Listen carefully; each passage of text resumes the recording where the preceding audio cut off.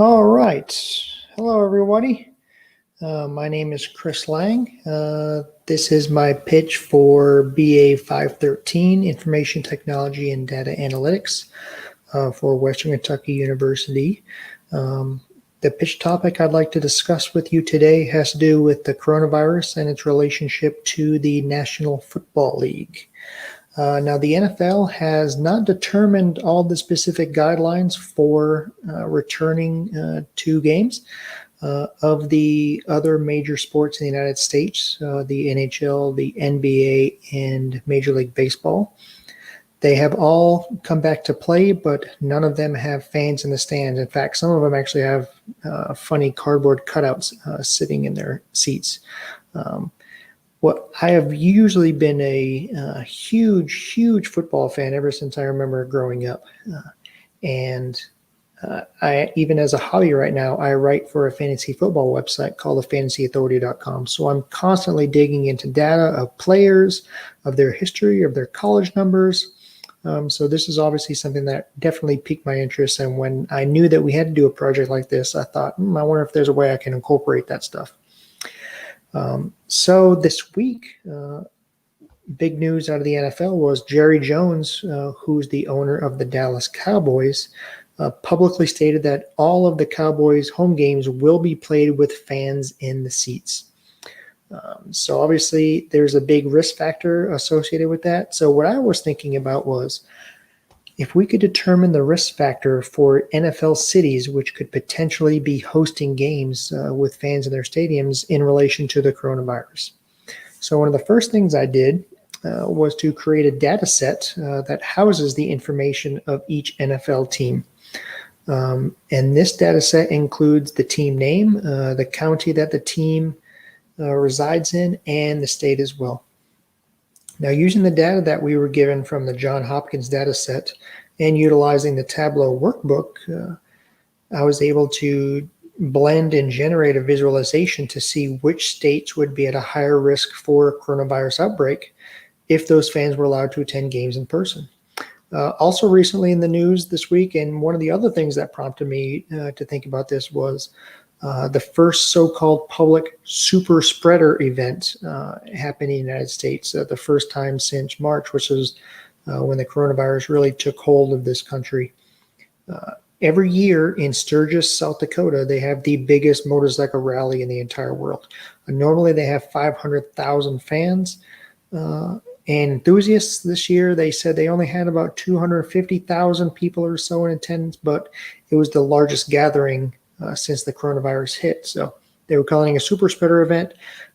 If you think about it in relation to the NFL, each NFL game averages about 50,000 fans per game at each stadium. And there are normally 16 games played each week. So that brings together about 800,000 fans collectively together on a weekend.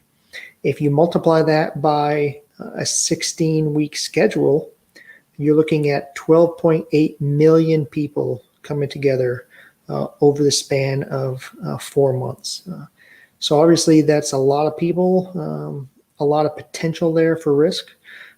So that's where I started. Next, I went into my workbook and I wanted to filter out just the continental United States because all the NFL stadiums are housed there. We have no teams in Puerto Rico and Hawaii or Alaska. Also, a couple caveats, which I mentioned. We have 2 teams that play in New Jersey, but they're called the New York Giants and New York Jets. And we have 2 teams that share the same stadium in Los Angeles, who are actually called the Los Angeles Chargers and Los Angeles Rams. Another fun fact is the team that plays supposedly out of Washington, D.C., they actually play in Landover, Maryland. So those were a couple of caveats that I threw in there. But the next thing I needed to do was to ensure that only the states which house those NFL teams were displayed. So what I did was I set the filter to 200,000 cases. So if a state had over 200,000 cases, I'd change the color palette to a red. So the darker the red, the more cases of coronavirus, positive coronavirus cases are in that state. Next, I wanted to ensure that the data was pulling from the most recent update. So I filtered out the report date and set the range date of the last known refresh, which was August 12th. Then I needed to add the data set that I created to that workbook. Now, remember how I told you I made an Excel file, which had the team name, the county that the team stadium was located, and the state. So I added that as a new data source. I found my Excel file with the team names and their respective counties and states, and I then needed to blend them into the worksheet. And this was done by selecting my Excel file from the menu. From there, what I did was I duplicated the map so that I could have two different sets of data at the same time. This was the first one, and the one on top being the coronavirus totals by state. And then I would import that data into that specific map. And then my bottom map, I would have it broken out by county. Now, I initially set the filter for just August 12th, which was the last data pull, like I had mentioned. But the colors were so close to each other, they were almost all dark red. And I wanted a little bit better visualization so everybody could understand and kind of see where those threat areas were. So I backed off the date about a week prior. So I started the range date filter at August 6th, and I ended it on August 12th.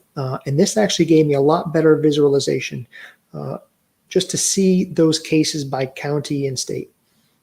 So for the county specific numbers, and like I said, the counties are where each of those NFL games are played.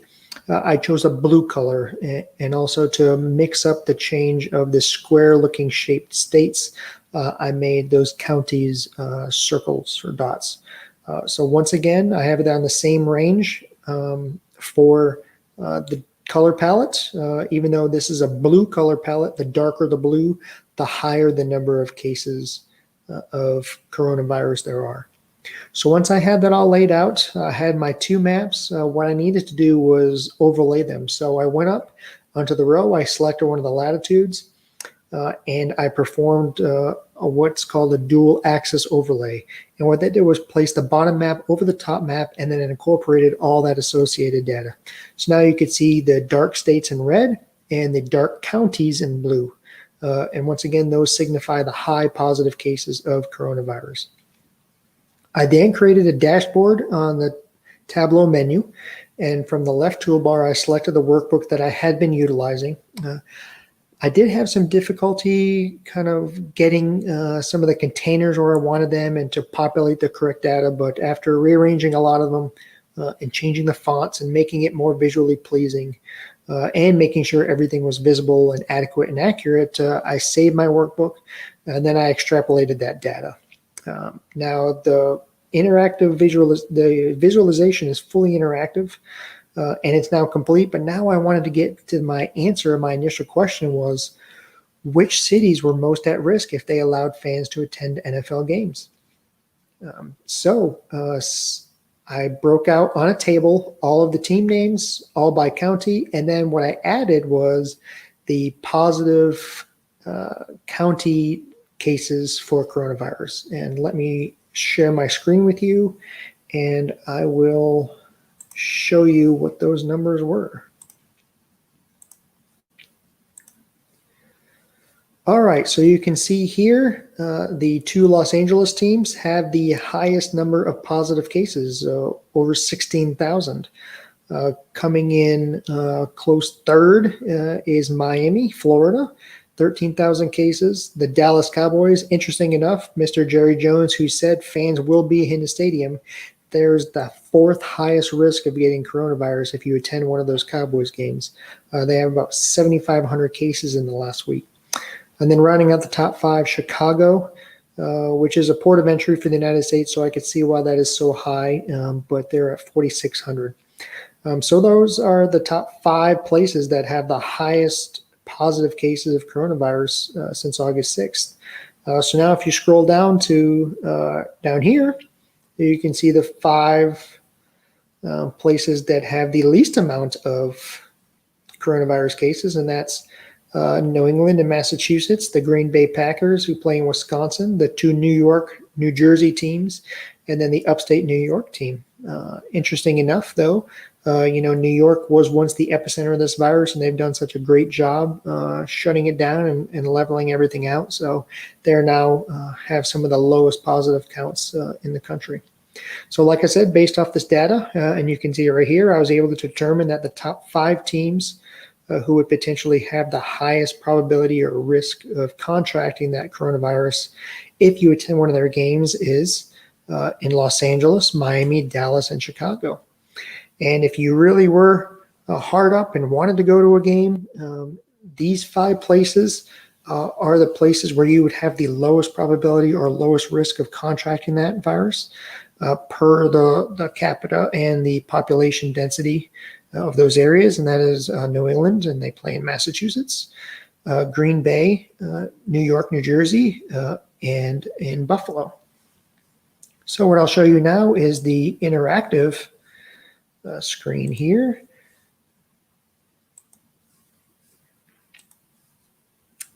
This is the actual Tableau Interactive map that I have. See if I can pull this up so it's a little bit better in a presentation mode. There's the button. And come down here. All right, now if you can see this, as this populates, this is the map that I came up with. You can see the darker red means the higher number of cases, and the darker blue is the counties that have the highest number of cases. And these dots are all the counties where the NFL stadiums are located. And once again, you can see California, Nevada, Arizona, Texas, Florida, Illinois, Michigan, Pennsylvania, and Maryland, all dark red. They have the highest number of cases in this past week. And just a quick visualization so you kind of know what you're looking at here. Say, for instance, in Illinois here, they have 778,000 positive cases. People who have the new cases, like I said, in that past week is about 4,600. And you can see there's 4,600 people all out of Cook County. So as you can see, a lot of those all are coming from those areas. And that's just a visualization. Like I said, my legend up here as well. So those county cases, I have them lowered down to 5,000. So anything over 5,000 will be the dark blue. And then up here with the positive cases per the state, like I said, I have that set at 200,000. So if you see dark red, let's get 200,000 or greater. All right.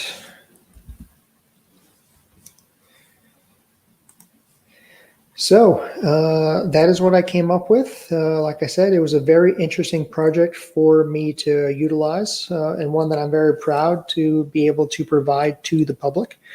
Initially, I thought that it would be, really night and day.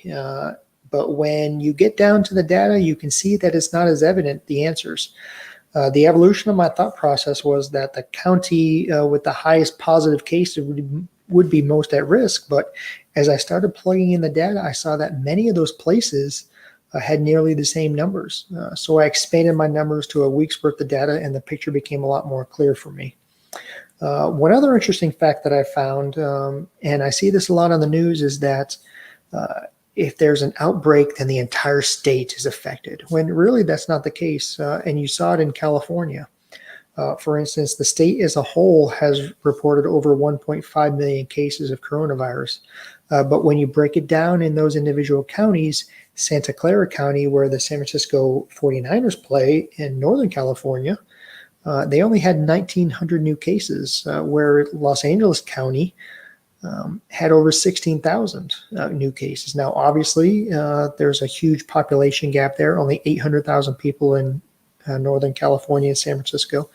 In Los Angeles, there's almost 4 million people. But once again, when those news and those outbreaks come in, the people in San Francisco who are doing really good, limiting themselves, are getting lumped in to the bad numbers that really are being driven by Los Angeles.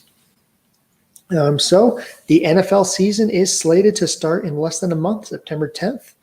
It will be interesting if the NFL will use a data visualization like mine to make their decision if fans can attend their games or not in this unprecedented coronavirus pandemic environment that we now live in. It's a lot of revenue which the NFL owners could be missing out on if the games are played with no fans.